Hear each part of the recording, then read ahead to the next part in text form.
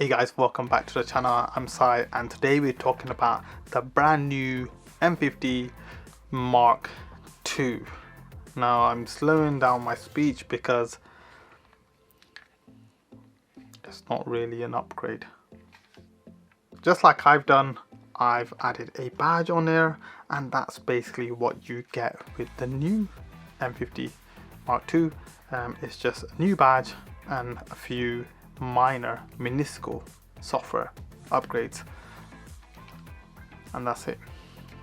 Now, previous to this announcement, if you haven't seen the announcement, do check it out, but you're going to be disappointed, especially if you own one of these. Previous to this announcement, we were seeing 4K 60 IBIS 1080p 120 frames. We were seeing what else was there, 32 megapixels, so there was some great specs flying all over the net, and people were getting excited. People were doing videos, I'm gonna buy the M50 Mark II, that's gonna be my next camera. And then Canon announces the M50 Mark II, and by the way, it's not available in Europe yet, only in the US and probably Japan, but not in the UK or Europe, so there'll be more updates to that. But Canon announces the M50 Mark II with a few software updates. Now, the only, I wouldn't say a significant upgrade, but the only upgrade they've done is giving it eye autofocus in video. So now you have IAF in photo and video, and also it can slightly shoot a bit further back and without losing the subject. And so that's a welcome upgrade, but it's not a significant upgrade, if you know what I mean. You also have Wi-Fi built into it now, so you can do wireless, or you do YouTube streaming or whatever streaming you want to do. YouTube streaming, you would need more than 1,000 subscribers to do that. So again, that could have been done with the software. And the other, and also you can plug and play and use it as a webcam, which you can do with this one via software update. So that's not really a new spec. Oh yes, you can now do vertical shooting, which basically all you have to do is do that anyway. So now you can do vertical shooting in video because it's only available in photo. Oh, and there's a record button on the screen now. Again, you can just change the shutter button to a record button if you just change the settings. And you also have a record button here. So again, that's nothing to write home about.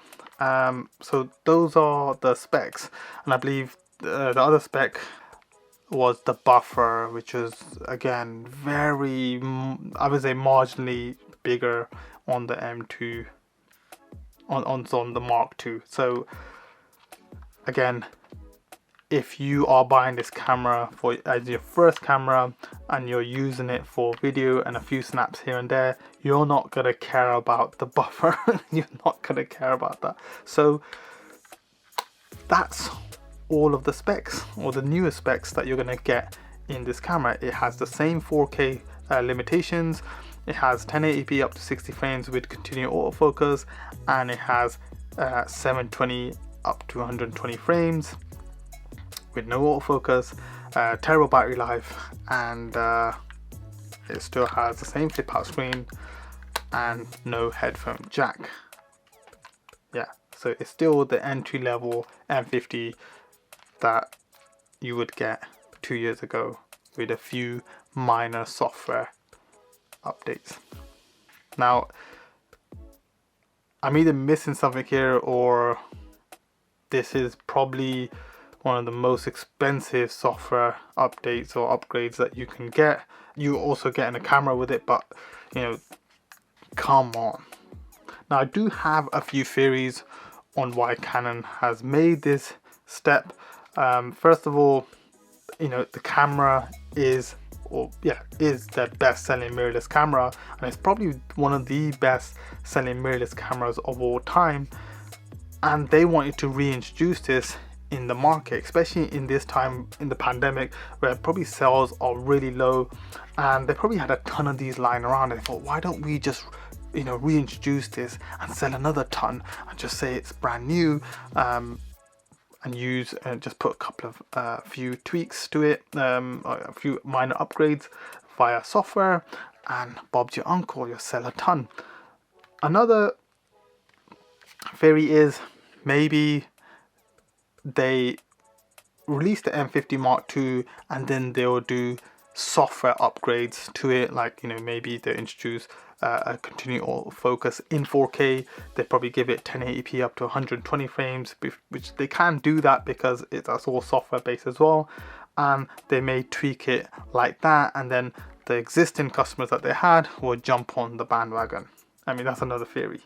Or they just are killing the EFM line of cameras, and this is probably the last one that they're releasing. Again, that's a theory. Let me know in the comment section what you think, why Canon is doing this. But all in all, I do want to say that this is a great little camera if you're starting out, and if you are looking to buy an M50, yeah, buy the M50 Mark II. But if you already own one, you can make that decision yourself, whether it's a buy or a pass. So there you go, guys, that's my 2 cents on the Mark II. Let me know in the comment section what you think, and I'll leave it here. Peace.